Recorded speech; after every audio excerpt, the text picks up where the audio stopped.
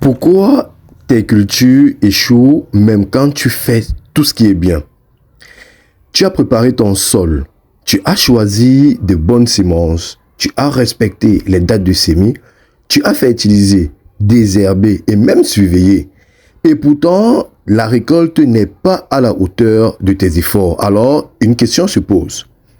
Comment une culture peut-elle échouer même quand on a fait tout bien? La vérité, c'est qu'en agriculture, le succès ne dépend pas seulement de ce que tu fais, mais aussi de ce que tu ne vois pas. Bonjour, bonsoir. Si tu es nouveau sur la chaîne, laisse-moi te la présenter en quelques secondes.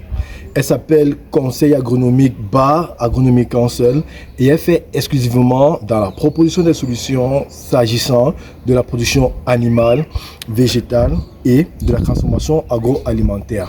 Donc si tu as une question ayant trait aux différentes spéculations que je viens d'évoquer, n'hésite pas à me le faire savoir en commentaire et je me ferai un plaisir de te répondre. D'ici là, garde la même niaque pour la thématique qui t'est proposée aujourd'hui. La suite, c'est maintenant.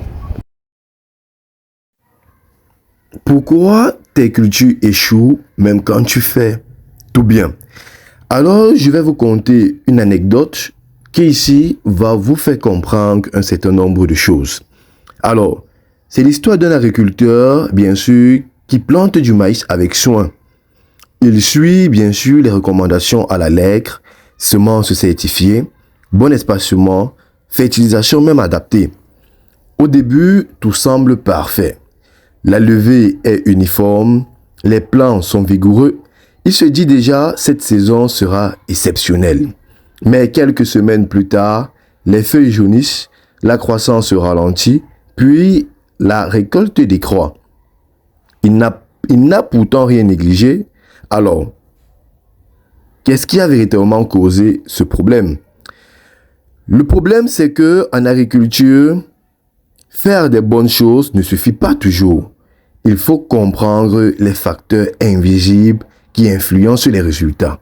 Et pour ça, voici la première partie que je vais expliquer qui concerne l'agriculture qui n'est pas une science exacte. Contrairement à ce que beaucoup pensent, l'agriculture n'est pas une simple recette. Ce n'est pas fait A, puis fait B, puis fait C. Et le succès est garanti. Elle dépend de nombreux facteurs, notamment le climat, le sol, les micro-organismes, les ravageurs, le marché même et parfois des interactions difficiles à prévoir. Ce qui rend l'agriculture à la fois exigeante et fascinante, c'est tous ces éléments rassemblés. Alors, les raisons invisibles de l'échec. En premier point, nous avons la santé cachée du sol. Un sol peut sembler fertile en surface, mais être déséquilibré en profondeur, avec des éléments comme la carence en micronutriments, une mauvaise structure et même une faible activité biologique. En second point, vous avez le climat imprévisible, une pluie mal répartie qui peut bien sûr ruiner une bonne planification et cela impacte au niveau d'un stress hydrique des plantes, une température extrême et même une humidité excessive.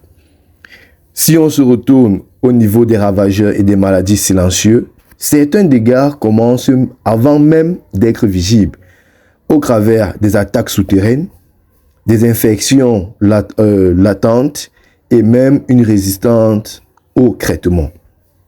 Et les erreurs invisibles de gestion, car parfois le problème n'est pas ce que tu fais, mais quand tu le fais.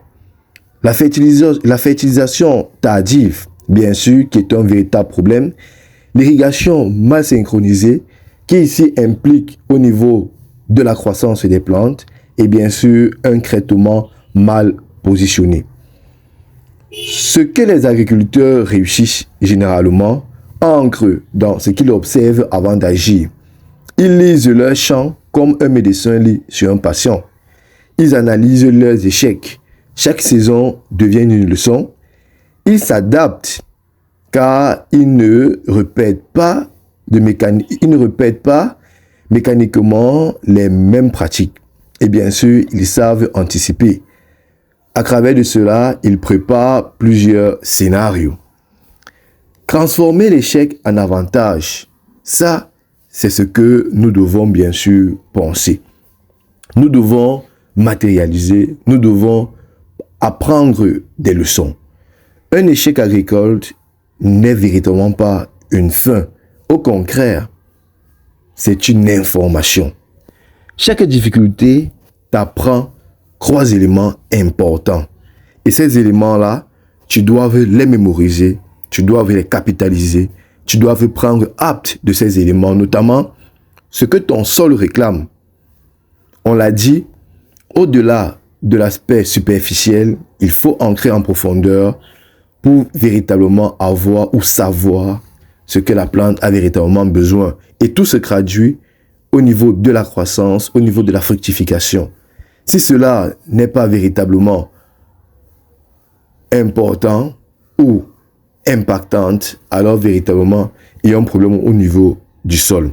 Puis, ce que le climat impose, car ce que la nature nous donne ou bien ce que les calendriers nous proposent n'est véritablement pas ce que le climat impose avec les changements climatiques qu'il y a de nos jours et ce que ton système doit améliorer.